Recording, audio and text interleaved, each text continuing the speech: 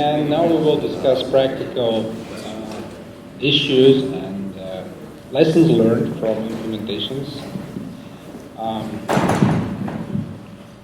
would introduce speakers. Probably you could introduce speakers. Sure. Hello, can everybody hear me? Great. So, hi, I'm John Shaw. I'm one of the co-founders of Digital Nebula, which is a professional services AI firm based in Austin and New York. We target enterprise clients and work with many of them. The panel here, we've got some enterprise people on there, so I guess you already know Scott. You know me. Hopefully you enjoyed me yesterday, because you get me for another 45 minutes today. Yeah. And we got Omar as well. You don't know me, but I hope you enjoy me too. So Omar is from NISSAN, and Scott obviously is from Nationwide. So I want to try to change it up a little bit for this panel, because we've done a lot of these just us talking. So I'm going to do a few questions, but then I was going to, shoot out the audience and see if you guys have got any questions for us, and make it a little bit more interactive. It's the last day, so maybe make it fun. But the first question really, because we've got Omar from NISSAN, so he's got a little bit of a different perspective to maybe the other use cases we've seen. So Omar, what you're seeing in the automotive industry for chatbots today? Sure. Hello, can everybody hear me? Great. So hi, I'm John Shaw. I'm one of the co-founders of Digital Nebula, which is a professional services AI firm based in Austin and New York. We target enterprise clients and work with many of them. The panel here, we've got some enterprise people on there, so I guess you already know Scott. You know me. Hopefully you enjoyed me yesterday, because you get me for another 45 minutes today. Yeah. And we got Omar as well. You don't know me, but I hope you enjoy me too. So Omar is from NISSAN, and Scott obviously is from Nationwide. So I want to try to change it up a little bit for this panel, because we've done a lot of these just us talking. So I'm going to do a few questions, but then I was going to, shoot out the audience and see if you guys have got any questions for us, and make it a little bit more interactive. It's the last day, so maybe make it fun. But the first question really, because we've got Omar from NISSAN, so he's got a little bit of a different perspective to maybe the other use cases we've seen. So Omar, what you're seeing in the automotive industry for chatbots today?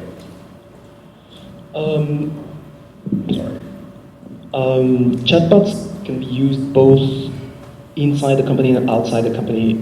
They are a great way to interact with customers, especially when you have some mundane tasks, such as setting up maintenance, changing some parts of cars, which are pretty mundane, pretty every common life for car makers. But these chatbots are also useful within the company. For example, for inventory management. Let's say your dealer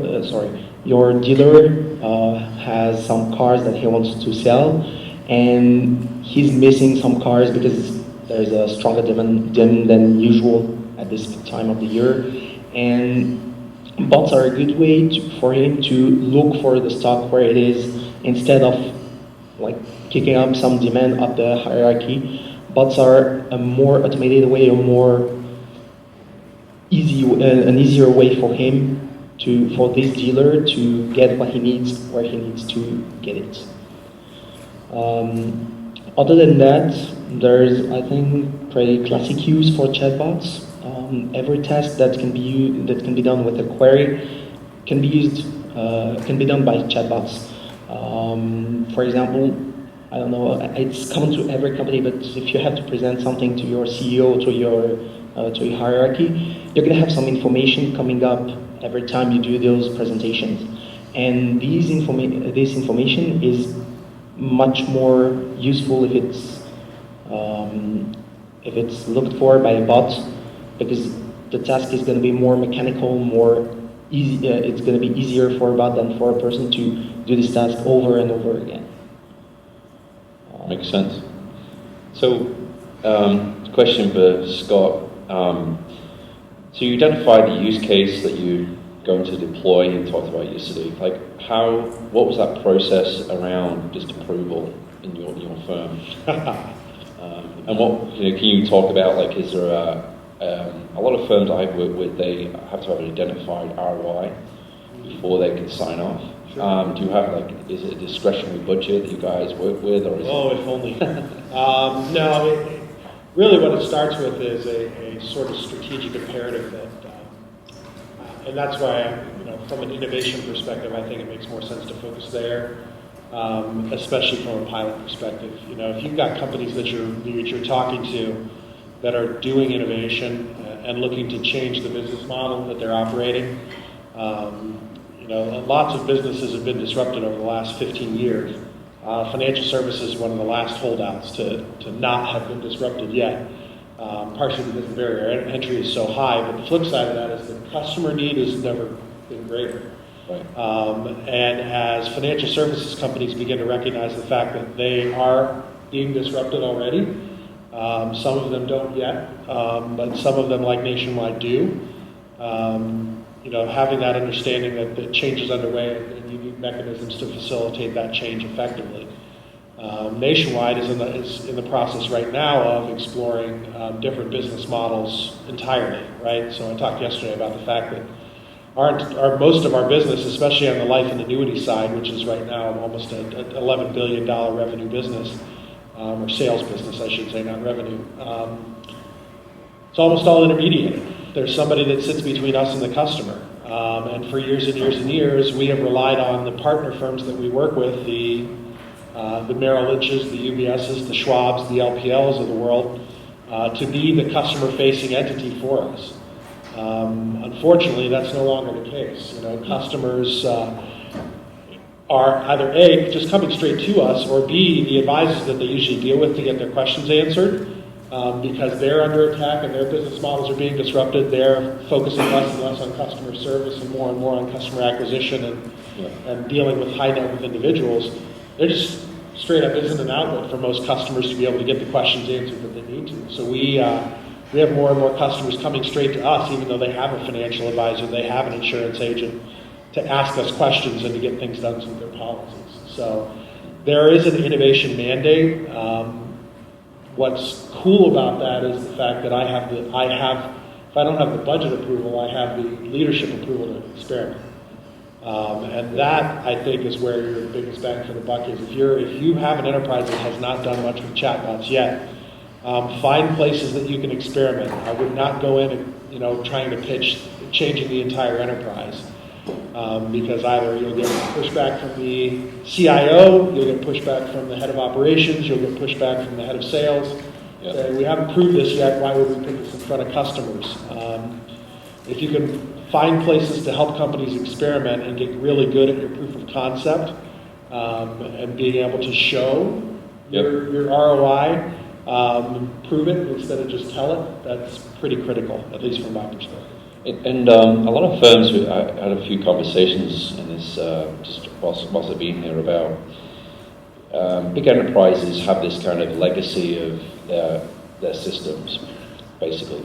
And how can you create this innovation? And I've seen a few firms create this concept like labs, where they try to segment part of their business away. We work with a large news organization that have done something similar, where they've actually exposed all their data and they're actually working with startups in this labs concept to try to come up with new ideas and new ways to use that data. Maybe it's chatbots and maybe it's other things. I'm interested just in both cases. Do you have a labs concept or some kind of innovation center that's outside of your current business, or is it still within your confines of your business units? NISSAN has a lab in the Silicon Valley. Because in my opinion, it's the best way to interact with the Silicon Valley, with the way it works. You don't want, especially with big companies, which which are spread worldwide, you don't want to be slowed down by any process all over the world. So what you want to do is, as Scott said, you have to do some proof of concept, and this is critical for the company. And this is also why we do it within the lab, because it provides a much smaller scale, it provides more people to talk to just around the lab. And then when the concept has been proved, then the lab pushes the concept over to the big guys in Paris or in Japan for NISSAN. And now it shifts from the innovation, from the testing within the lab to the production part. And it's the same chain for bots. We're going to test bots on a very small scale. We're an office of 60 people, so we're going to use bots for parking spots, for maintenance of our own cars, and then when the concept has been proved, some people from Japan come and take over the project. But this lab testing phase is very important. It's critical to prove that the bots are viable, because the bots are in case of any project out there. Yep, that makes sense. And is your group separate? So we're doing it both ways. We do have a separate group that's a startup lab. Mm-hmm. It's off campus, still in Columbus, Ohio, so it's not here, but I'm embedded in the business.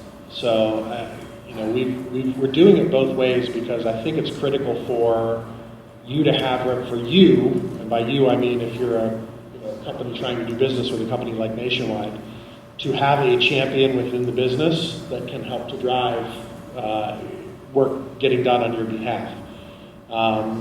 I think that a lot of companies that try to do business with Nationwide hope to find one person, and that person is going to become the enterprise representative and sell them everywhere. And the fact of the matter is that Nationwide has 15 businesses that it runs at this point, and every business is at this point relatively siloed.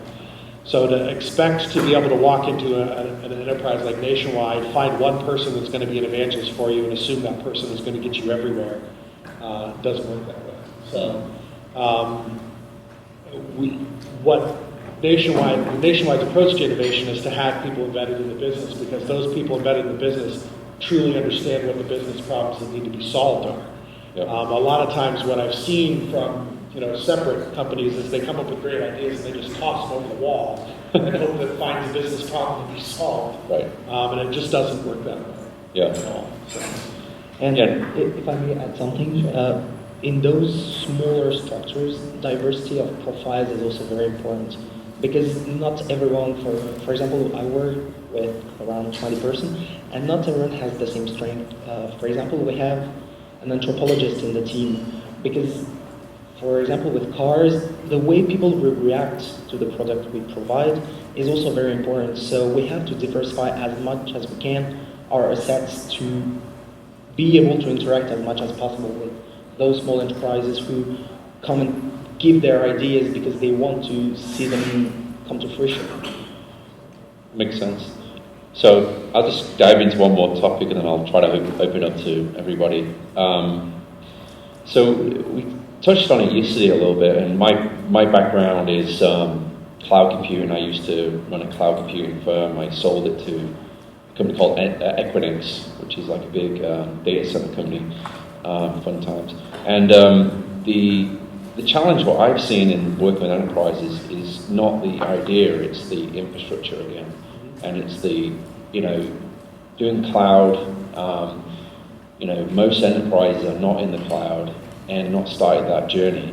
So you've got all these innovation ideas, but if your back-end system, if you imagine the experience with the chatbot, you're kind of like, okay, well, what's the quote? And it has to go through like 5 levels of extraction to hit a back-end mainframe system that is archaic and then come back with an answer. You're talking about maybe 5 seconds, but the user experience is going to be rubbish. So that assumes you can integrate with everything, right? Well, yeah. We've got issues where we've got systems that aren't integrated. They're the only things that will survive when Skynet rises and takes over the world. So that's a human's only hope. Yeah, mainframes. Exactly. But it is a huge issue, and that's where I go back to the piloting. The pilot that I'm running right now in Arizona, is the first time that NF has ever done anything in the cloud.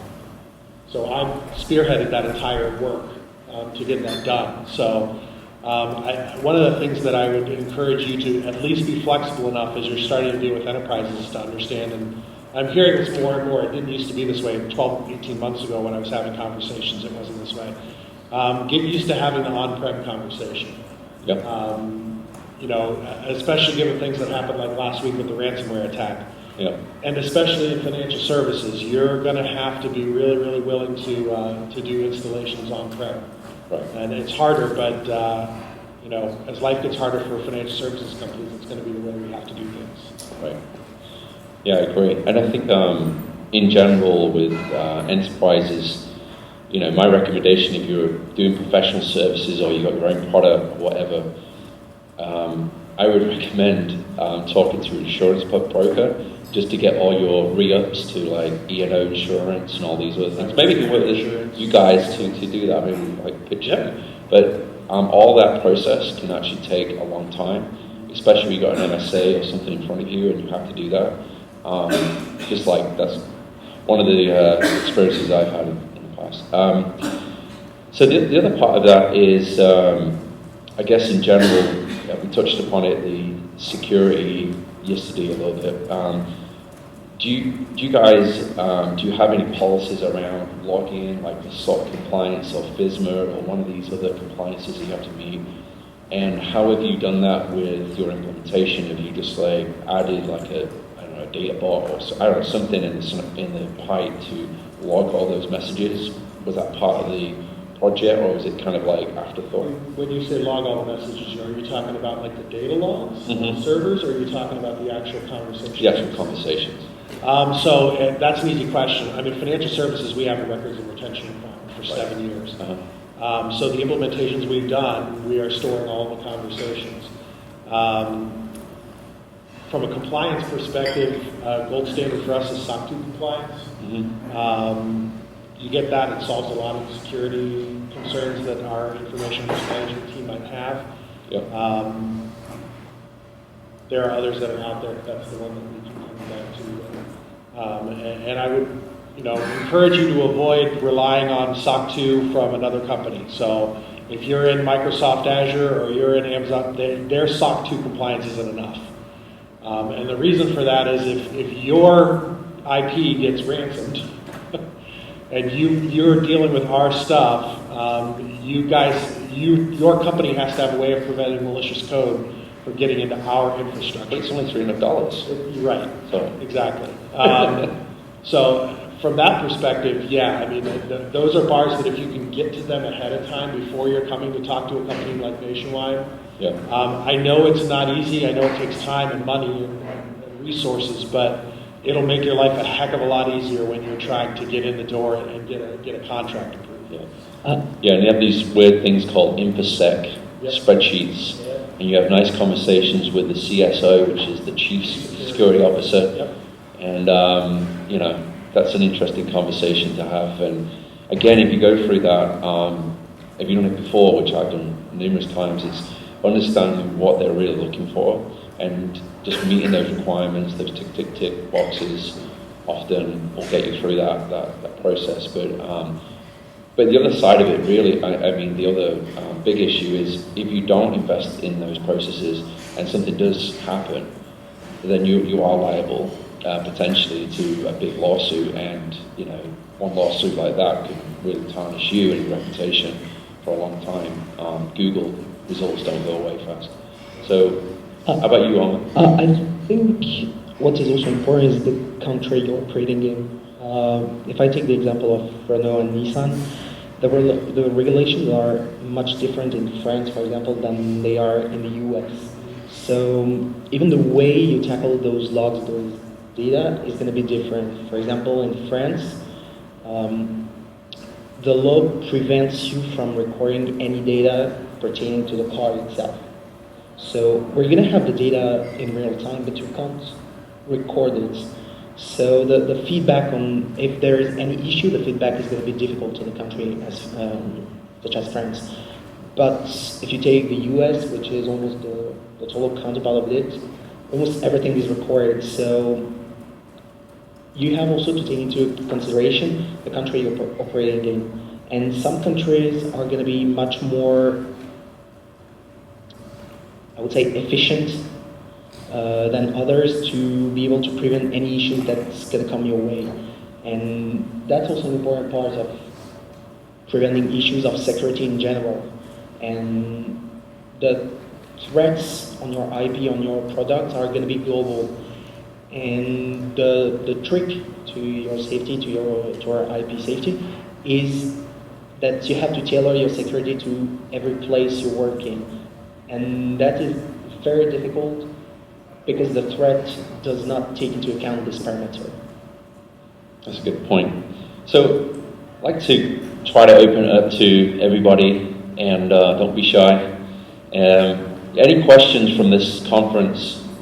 Go ahead. To build on the cloud conversation a bit, how, because there's a lot of concerns typically about data, and how do they view these, when you start thinking through an actual data processor, for example, Google or Facebook or IBM, how are they viewing that? Because obviously, I'm sure Facebook is keeping all that data and using it. How are the large enterprises looking at that? So, from Nationwide's perspective, we try to maintain control as far as we can, but third-party services, that's difficult, right? So, we have services that we're using with third-party entities, from identity validation to death claims processing to prescription drug records, and we just don't have control over that stuff, and our information risk management partners recognize that. What I would say is they are much more concerned about the work that gets done by the company itself, especially if you're operating in an Amazon Web Services environment or a Microsoft Azure cloud environment. The configuration and the setup and the infrastructure that you put around that, security infrastructure you put around that setup, is probably more critical than the services you're relying on to accomplish that, especially if they're highly recognized, right? It's not going to be nearly as big of a challenge for you to use a Google or something along those lines for natural language processing than if you were, for example, doing your own thing, right? Because if there's some sort of breach that comes because of Google, well, we can go after Google, right? The challenge you have is, from a liability perspective, is with much smaller companies. If you're doing business with Nationwide and you create a situation where there's a data breach and someone gets access to our 2.3 million customers, that comes back to you and could put you out of business, right? As long as you have done a good job of setting up your infrastructure from a configuration perspective, from a programming perspective, you'll be okay as long as you're using reputable third parties. For example, one of the most recent ones that we dealt with was the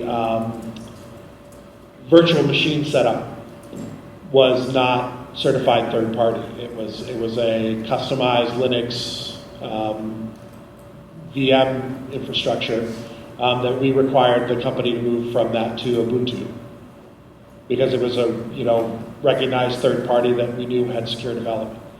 So it goes back to that conversation I was having about the trade-off you make as a smaller company: speed, nimble, able to do things quickly, versus secure, able to do business with a company like Nationwide. Homegrown stuff can get to be problematic.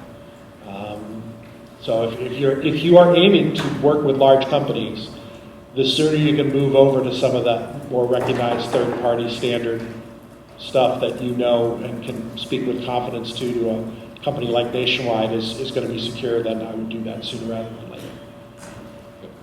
How about you, Omar?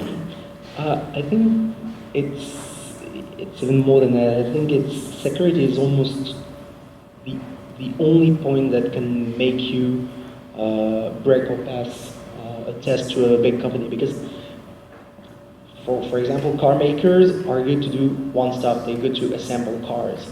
And why do we work with startups on some stuff? Because we know we're not good to do that. So we expect the startup to be good at doing what we require of it, what we work with it for.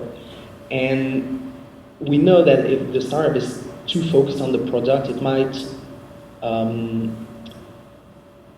look over some stuff that is necessary for the bigger company. And security is almost the only point where pretty much anyone in the bigger company is able to give his insights.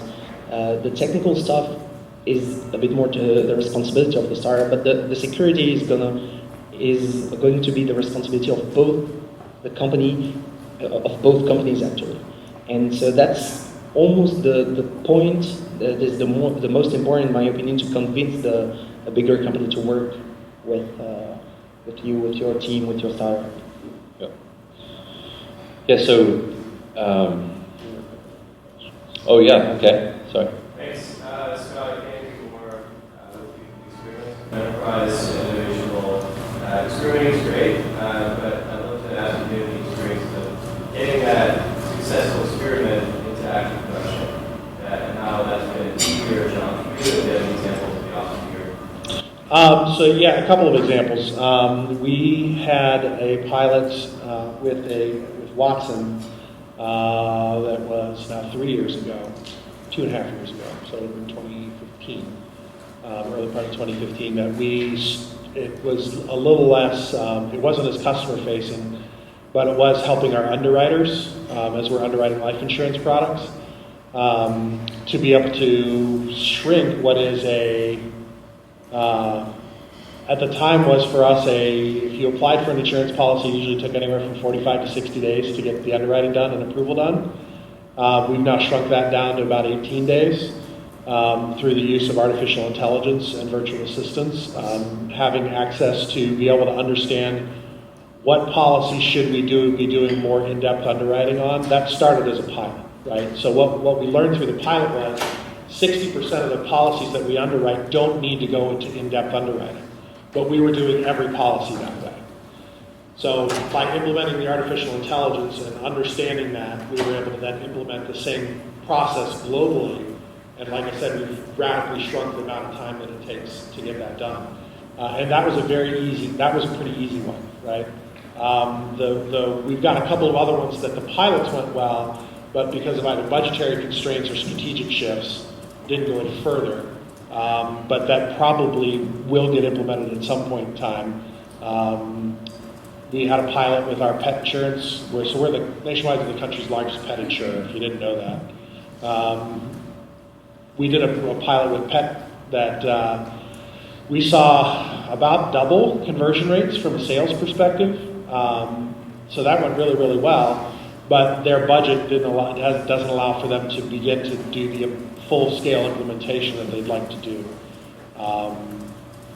We then I actually have an opposite example that it didn't go well, but it was on us, it wasn't on the company, where we set up it was our employee benefits space. Employee benefits are complex, it's not just one product, right? It's multiple products. And the problem that we faced with that pilot was the fact that it was multiple systems that we needed to do integration with. And because of the time boundness and the expense of the project, we couldn't interface with all the systems. So what we had to set up was a situation where there was actually humans sitting behind the virtual assistant that took all the information and plugged it into all the systems and then looped it back through the virtual system. All that. Yeah, I mean, you're shaking your head and understanding where the problem with that was. If we were to solve that and create a circumstance under which we could automate all of that, or even not all of it, but most of it, 95% of it, from my perspective, it would have been a successful plan. And even to be frank, even though it wasn't optimal, we still showed increases in willingness for customers to move through the funnel. And to do post-sale onboarding. So the other thing we saw was retention rates went up because of the interactions they were having through the virtual assistant. But that pilot, again, got stopped because of the budgetary, and there was a strategic shift, too, from employee benefits. So another one to you. Have you considered blocks your distribution channel is not, competing directly with customers? I considered it, yes, for about the last 18 months. Probably the best use case that I've got on my platter right now that I'd like to get something done with is the interaction that our wholesaling team has with our competitive intelligence team. So right now in the life and annuity space, we've got 120 wholesalers and 2 competitive intelligence people. So if a wholesaler is walking into an advisor's office and knows that advisor does business with certain other companies and wants to know how we stack up against those competitors, they're relying on 2 people to cover 120.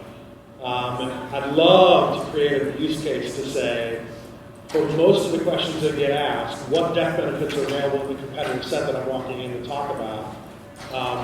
That's a virtual assistance use case if ever I've heard of it.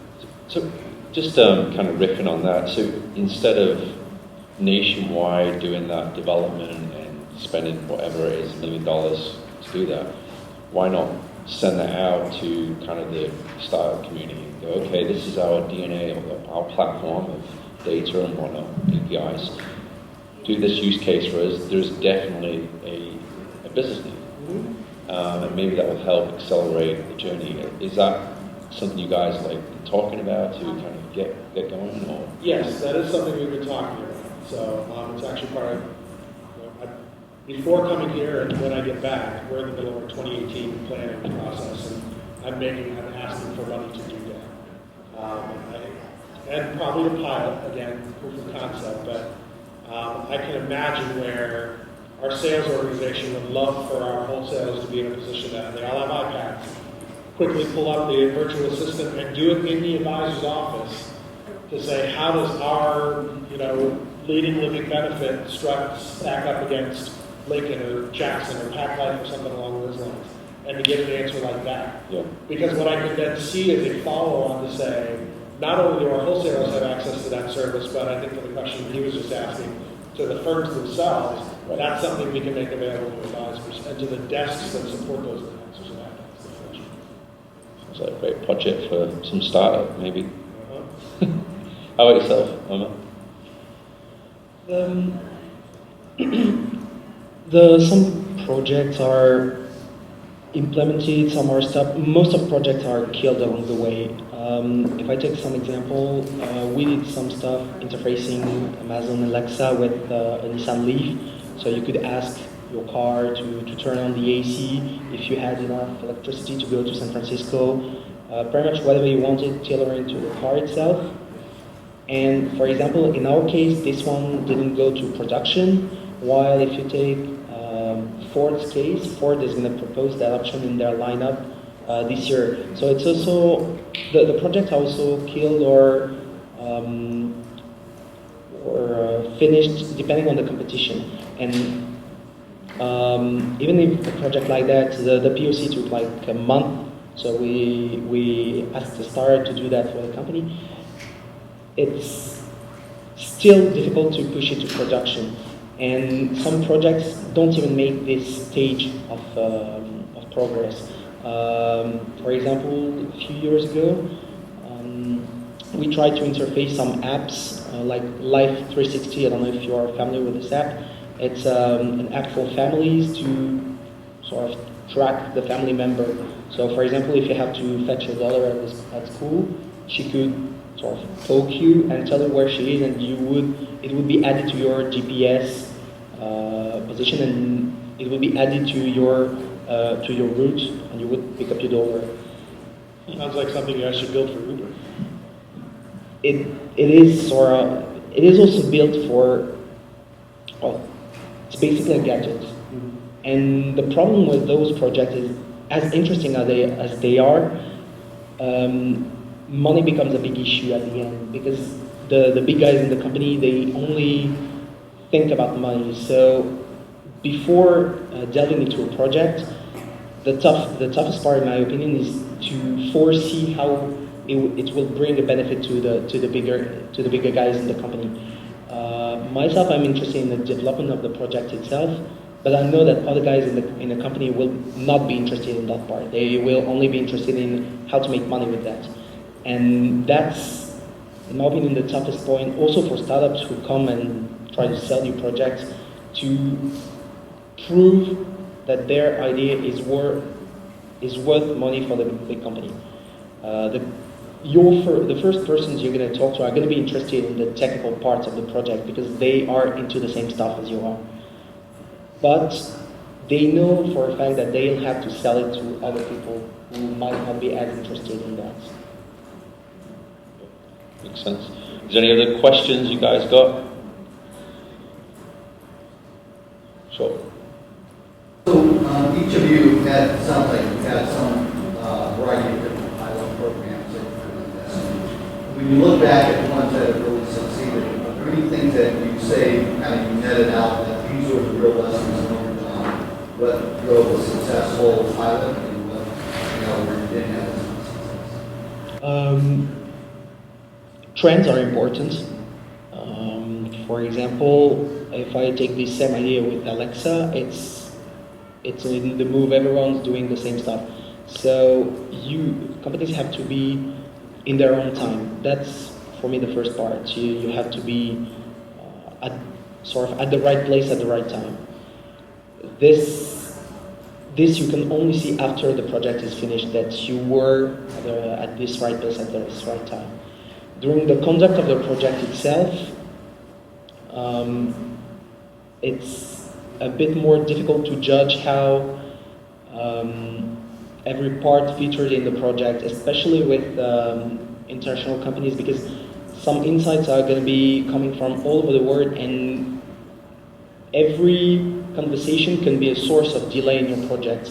And in tech projects, you need to be fast. That's why startups are very useful for projects, because they have the structure, an agile structure. They can go to the point. And I'm not going to the point actually. And I think most of the time you only see at the end of the project what happened to make it worth something. And it's mainly the competition, the helpers. For example, if you work with Microsoft, with Cortana, you might have some problems because they are slightly late compared to Amazon, compared to some others, and every detail has to be taken into account to see if your project was successful. I don't know if I answered the questions. I think I circled around a little bit. So from my perspective, lessons learned, we've been piloting, and I think that was the best way to go. I think if we had tried to do an enterprise-wide implementation of something, while it may have been spectacularly successful, it also could have failed miserably and then turned the company off to chatbots and virtual assistants for a long time. I think, lesson learned, I have underestimated poorly how important information security was to our senior leadership. While they talk a really good game around being willing to fail and take risks, I don't think I understood to the depth I do today call it a zero tolerance policy towards security and data breaches. The headline risk is what scares senior leadership more than anything else, and it may be a super small data breach with 300 customers, but to them it's still a data breach, and to them it's still a violation of trust with our customers' data. And so that has drawn out literally everything that I've tried to do from a project perspective. And if I had been more robust up front with the companies that I was dealing with in terms of trying to get pilots done, probably would have been more successful from a timing perspective, getting things done.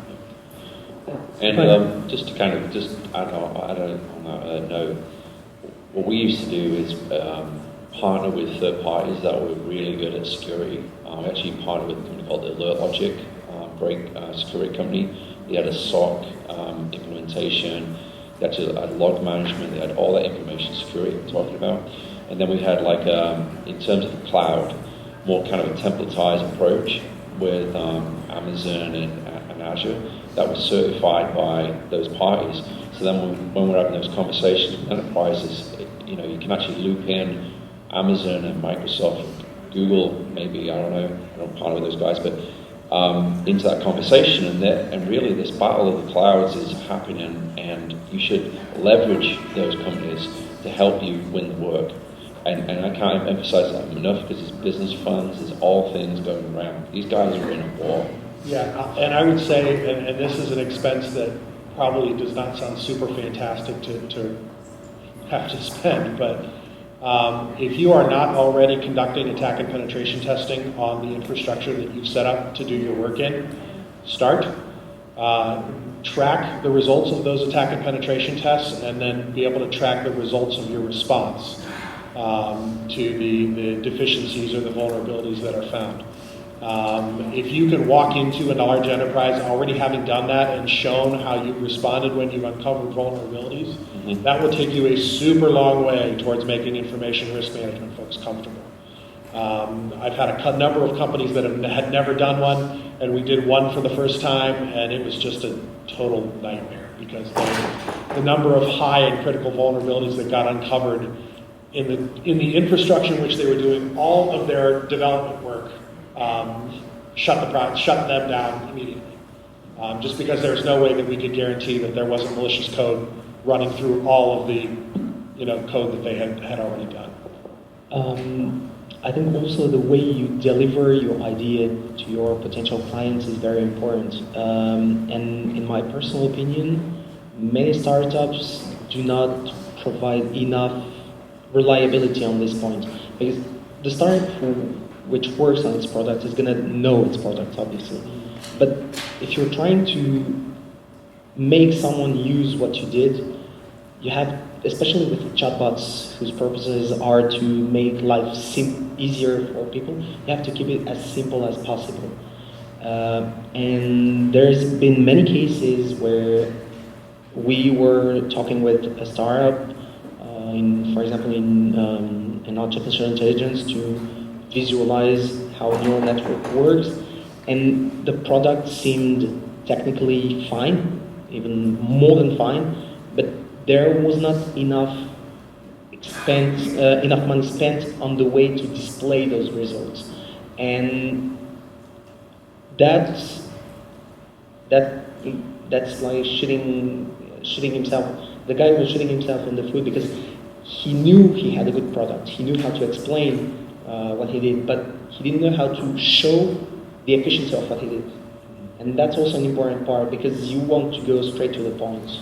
And you want to prove that you're the best for what you're doing, especially with a simple product, you want to prove that you're making it easier for everyone. Makes sense. Is there any other questions you guys have for the panel? Yes? Have you had an opportunity to review many of these very structured cases? Do you have an opportunity to learn and iterate the structure of those cases? Not that we've done. Usually when we're doing proof of concepts and we're talking to 2 or 3 different companies, I am trying to look at the picture holistically. And so it actually brings up an interesting point, because what I'm looking for in a proof of concept stage is a company's best foot forward, right? But it's interesting to bring that up, because what we don't learn is how well does a company respond to feedback and then implement said feedback. That's a good question. I hadn't thought about it that way before, but the question just triggered in my mind. Maybe we should approach that when we're talking about proof of concepts, is to not only plan on a first round, but a second round, we give feedback and see what they do with the feedback.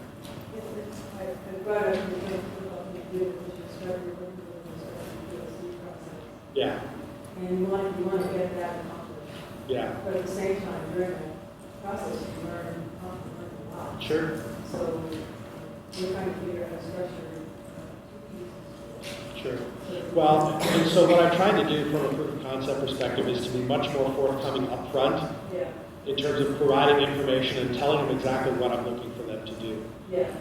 What I've learned is companies are good at different things, right? Some companies have really, really incredible AI, but their user experience isn't fantastic. Some people have great user experience and their AI leaves a little bit to be desired. Some companies are good at both, but not great at either. And so what I've been trying to do is to start to include multiple companies in a proof of concept so that I can see what it is they do well. And that's the other thing that I would encourage you to do as you're pitching to companies of nationwide sizes. Be frank about what you're good at. Because if you can tell what you're good at and tell what you're not great at and be upfront about that, that will get you further ahead in the proof of concept space and in the early exploration side than trying to act like you're really good at everything. Because you will get found out. If you're not good at something, you will get found out. And that will often damage a relationship in midstream far more than if you're just upfront about it at the beginning. And it can help you in the longer term, but because the better you are at this first round of POC, the more inclined the company will be to work with you again. We have, for example, we have a startup in France with whom we did the Alexa project. And as soon as this project was finished, there were some demonstrations in Paris and stuff like that, classic stuff where to show people how it worked. And as soon as it was done, another project was started with the same company and another one. And this company has currently 3 or 4 projects with our lab. And because they proved out that they could develop their product well. The demonstration was not so good, the way they interacted with people, but the product itself was good. So we asked them to keep doing what they do. And it's viable for both the bigger company and the startup. Yeah, makes sense. And this concept called build, measure, learn, agile.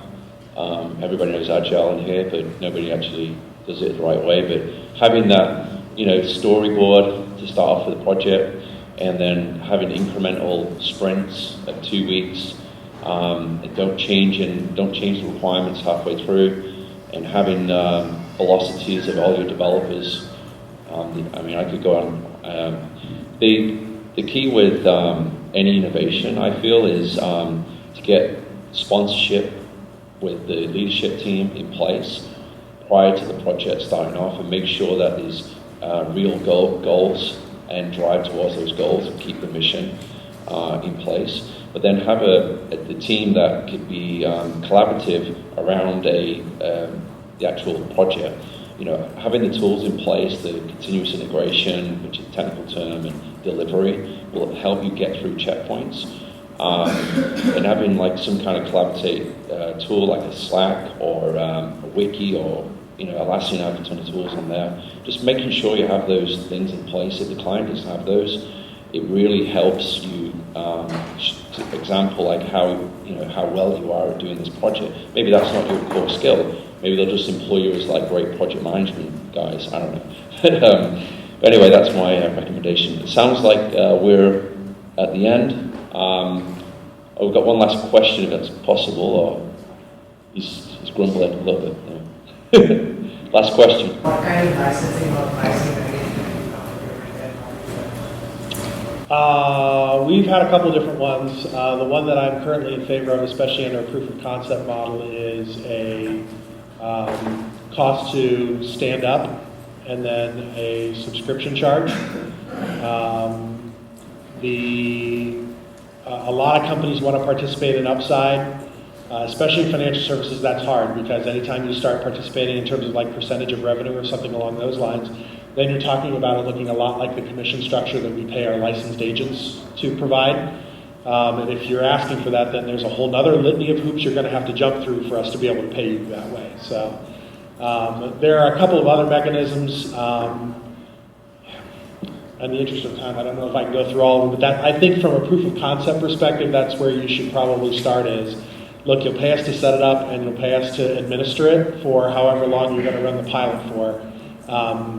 Actual implementation probably gets into a number of implementations versus how the volume of transactions or sessions that are going through those implementations with tiered pricing that enables a company to take advantage of cost efficiencies if they're implementing 6 times versus 3 times.